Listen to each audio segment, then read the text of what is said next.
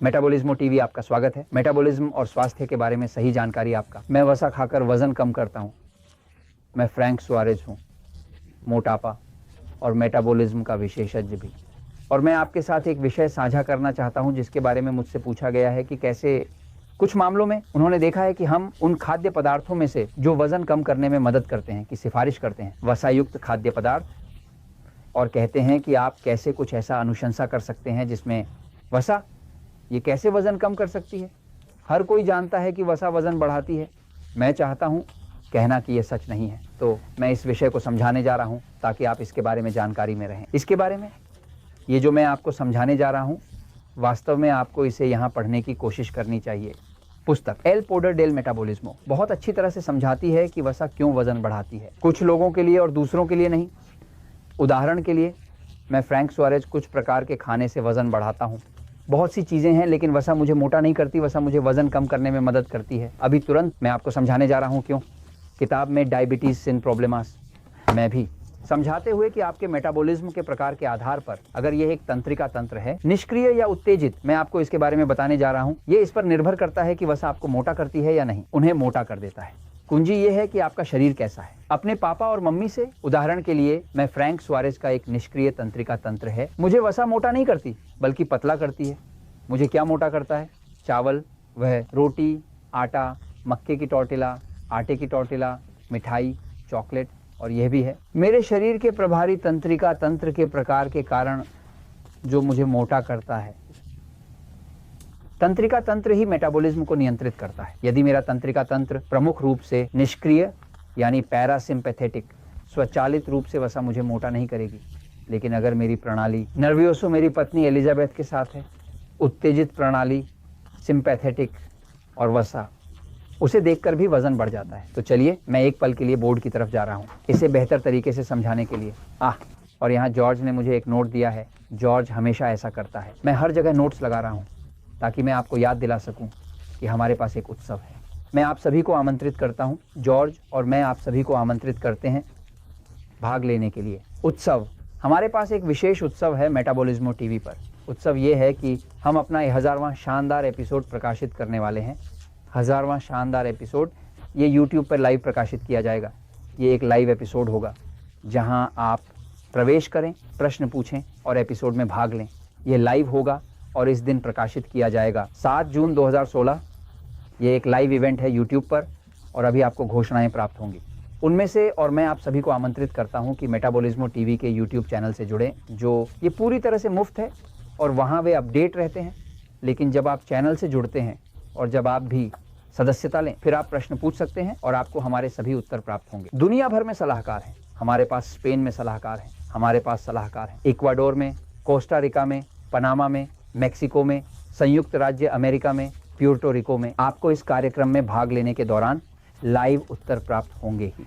जो 1000वां एपिसोड है और उस एपिसोड का नाम है जो थायराइड को नुकसान पहुंचाता है और ठीक करता है, और मेटाबॉलिज्म।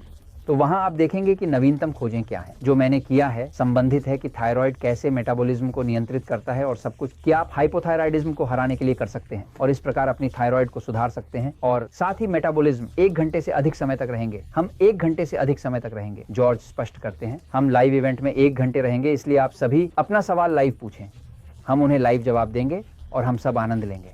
पिछली बार हम में से लगभग 50,000 लोग भाग ले रहे थे, ठीक है, और हमने इसका आनंद लिया क्योंकि सभी को उनके उत्तर मिले और वे समाधान के बारे में थोड़ा अधिक जान सके।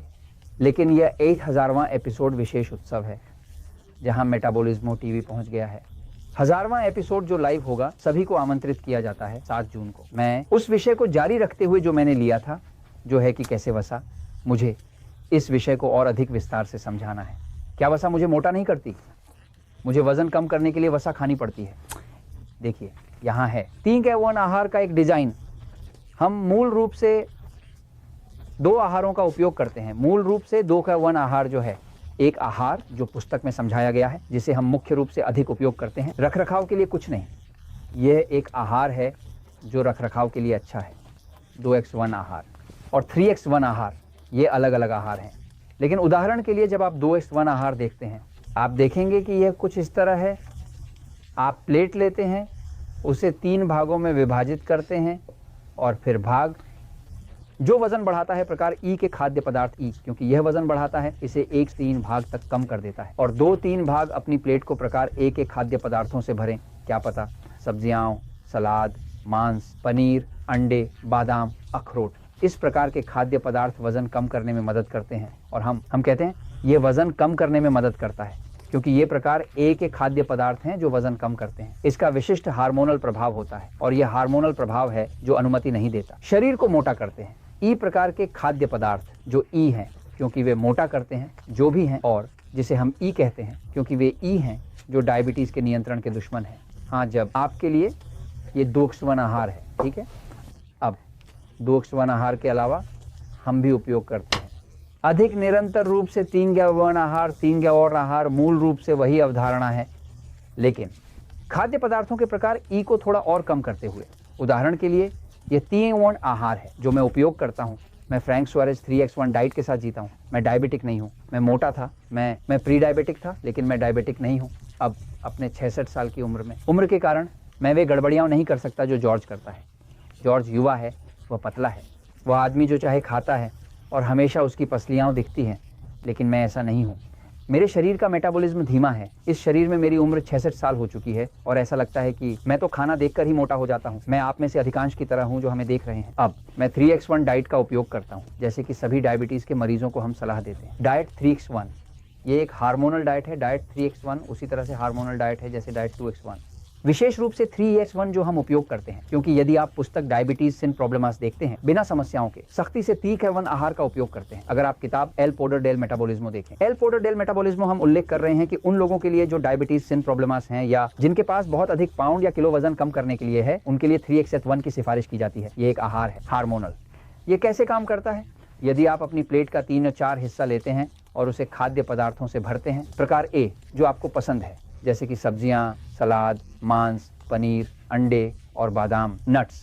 इस प्रकार के खाद्य पदार्थ ग्लूकोज नहीं बढ़ाते हैं, और क्योंकि वे ग्लूकोज नहीं बढ़ाते हैं इसलिए इंसुलिन की आवश्यकता होती है या बहुत कम इंसुलिन की आवश्यकता होती है, इसलिए आप मोटे नहीं हो सकते। वहां जो है उसे खा रहे हैं।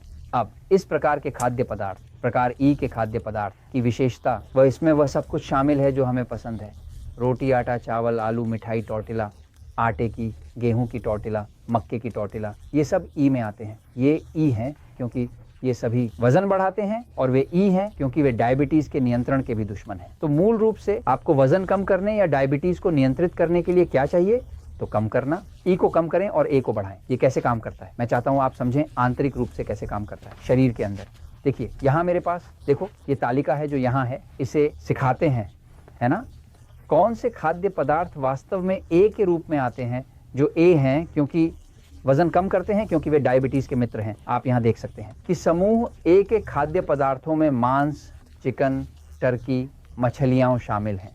समुद्री भोजन, चीज़, अंडे, सब्जियों का रस, सलाद, बादाम, अखरोट जैसे उस प्रकार के खाद्य पदार्थों की विशेषता ये है कि वे ऐसे खाद्य पदार्थ हैं जो उत्पन्न करते हैं कम ग्लूकोज। क्योंकि वे कम ग्लूकोज उत्पन्न करते हैं, वे अग्न्याशय को अधिक इंसुलिन उत्पन्न करने के लिए मजबूर नहीं करते। आपके लिए वजन बढ़ाना अनिवार्य है, आपको बहुत अधिक ग्लूकोज और इंसुलिन की आवश्यकता है। बिना ग्लूकोज और इंसुलिन के बिना आप मोटे नहीं हो सकते।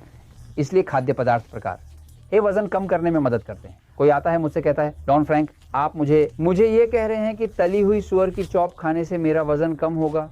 हाँ, थोड़ा ये तुम्हें वजन कम करने में मदद करेगा। ये तुम्हें वजन कम करने में मदद करेगा अगर तुम्हारे शरीर में एक मेरे जैसा निष्क्रिय तंत्रिका तंत्र। उदाहरण के लिए मैं फ्रैंक सुआरेज का एक तंत्रिका तंत्र है, निष्क्रिय तंत्रिका तंत्र। मैं वसायुक्त मांस खा सकता हूँ, कुछ भी खा सकता हूँ और मेरा वजन नहीं बढ़ता। अब अगर मैं मिलाता हूँ वह वसायुक्त मांस ढेर सारे ब्रेड के साथ, चावल के साथ, गेहूं या मक्का की टॉर्टिला के साथ, मैं तला हुआ, क्योंकि तब मैं ई को बढ़ा रहा हूँ और ई इंसुलिन को बढ़ाते हैं, वे ग्लूकोसा और मुझे मोटा कर देंगे।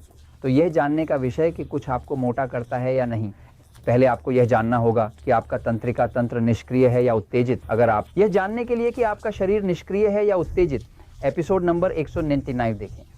ध्यान दें, एपिसोड 199 जहां 5 सवाल पूछे जाते हैं। मेटाबॉलिज्मो टीवी पर जाएं, खोजें 199 और यह समझने के लिए खोजें कि आपका शरीर निष्क्रिय है या उत्तेजित और क्यों वसा तुम्हें मोटा करता है और मुझे मोटा नहीं करता। और यह मैं आपको बता रहा हूँ बेंडिटो, क्योंकि सच में हमेशा जीतता है।